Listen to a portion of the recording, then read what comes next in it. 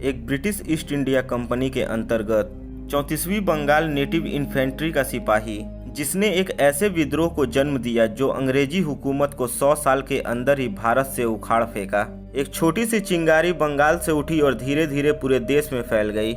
यह भले ही भारत के स्वाधीनता का प्रथम संग्राम न रहा हो, पर यह क्रांति निरंतर आगे बढ़ती गई और इसका नतीजा यह हुआ कि इस विद्रोह के मात्र 100 सालों के भीतर ही अंग्रेजों को भारत छोड़कर जाना पड़ा।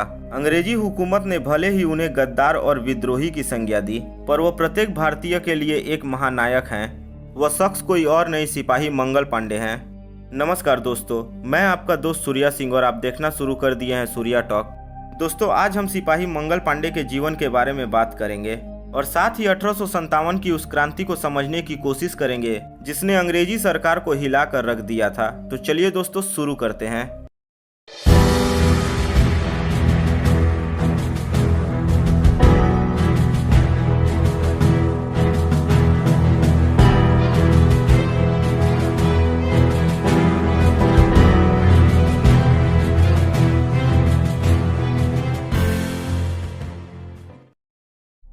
मंगल पांडे का जन्म भारत में उत्तर प्रदेश के बलिया जिले के नगवा नामक गांव में 19 जुलाई 1827 को एक भूमिहार ब्राह्मण परिवार में हुआ था।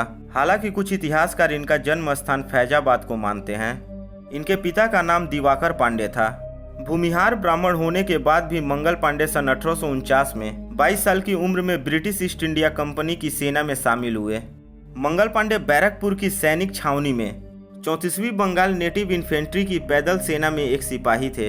ईस्ट इंडिया कंपनी की रियासत और राज हड़प नीति ने लोगों के मन में अंग्रेजी हुकूमत के प्रति पहले ही नफरत पैदा कर दी थी। सिपाहियों को पैटर्न 1853 एनफील्ड बंदूक दी गई, जो कि .577 कैलिबर की बंदूक थी, जो कि पुरानी और कई दशकों से उपयोग में लाई जाने वाली ब्राउन बेस के मुकाबले अधिक शक्तिशाली और अचूक थी। नई बंदूक में गोली दागने के लिए आधुनिक प्रणाली प्रिकशन कैप का प्रयोग किया गया था, परंतु बंदूक में गोली भरने की प्रक्रिया पुरानी थी। नई एनफील्ड बंदूक भरने के लिए कारतूस को दांतों से काटकर खोलना पड़ता था और उसमें भरे हुए बारूद को बंदूक की नली में भरकर कारतूस को डालना पड़ता था। कारतूस की बाहरी आवरण में चर्बी होती थी, जो कि उसे पानी की सीलन से बचाती थी। भारतीय सैनिकों के बीच ऐसी खबर फैल गई कि इन कारतूसों को बनाने के लिए गाय और सूअर की चर्बी का प्रयोग किया जाता है। उनके मन में ये बात घर कर गई कि अंग्रेज हिंदुस्तानियों का धर्म भ्रष्ट करने पर आमादा है, क्योंकि ये हिंदू और मुसलमान दोनों के लिए नापाक था। भारतीय सैनिकों के साथ होने वाले भेदभाव से पहले से ही भारतीय सैनिकों में असंतोष था और नई कारतूसों से संबंधित अफवाह ने आग में घी का कार्य किया। 9 फरवरी 1857 को जब नया कारतूस देसी पैदल सेना को बांटा गया, तब मंगल पांडे ने उसे लेने से इनकार कर दिया। इसके परिणाम स्वरूप उनके हथियार छीन लिए जाने और वर्दी उतार लेने का हुक्म हुआ। मंगल पांडे ने उस आदेश को मानने से इनकार कर दिया और 29 मार्च सन 1857 को उनकी राइफल छीनने के लिए आगे बढ़े अंग्रेज अफसर मेजर पर आक्रमण कर दिया। इस प्रकार संदीर्घ कारतूस का प्रयोग ईस्ट इंडिया कंपनी शासन के लिए घातक सिद्ध हुआ और मंगल पांडे ने बैरकपुर छावनी में 29 मार्च 1857 को अंग्रेजों के विरुद्ध विद्रोह का बिगुल बजा दिया।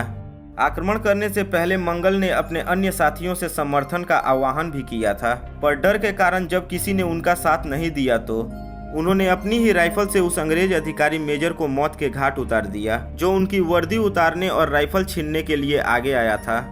इसके बाद पांडे ने एक और अंग्रेजी अधिकारी लेफ्टिनेंट बॉब को मौत के घाट उतार दिया, जिसके बाद मंगल पांडे को अंग्रेज सिपाहियों ने पकड़ लिया।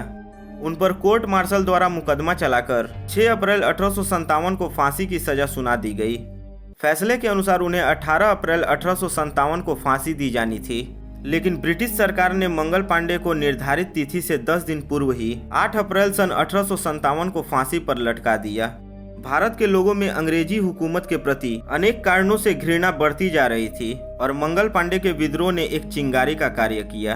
मंगल पांडे द्वारा विद्रोह के ठीक 1 महीने बाद ही 10 मई सन 1857 को मेरठ की सैनिक छावनी में भी बगावत हो गई और यह विद्रोह देखते देखते पूरे उत्तर भारत में फैल गया, जिससे अंग्रेजों को स्पष्ट संदेश मिल गया कि अब भारत पर राज करना उतना आसान नहीं है जितना वे समझ रहे थे। इसके बाद ही हिंदुस्तान में 34,735 अंग्रेजी कानून यहाँ के जनता पर लागू किए गए ताकि मंगल पांडे जैसा कोई और सैनिक विद्रोह ना करे। यद्यपि अंग्रेज इस विद्रोह को दबाने में सफल हो गए, लेकिन मंगल पांडे द्वारा 1857 में बोया गया क्रांति का बीज 90 साल बाद आजादी के वृक्ष के रूप में तब्दील हुआ और 15 अगस्त 1947 को हम आजाद हुए। तो दोस्तों, सिपाही मंगल पांडे की ये कहानी आपको कैसी लगी कमेंट बॉक्स में लिखकर हमें जरूर बताएं। और अगर यह वीडियो आपको अच्छी लगी हो तो वीडियो को लाइक करें, अपने दोस्तों के साथ शेयर करें। अगर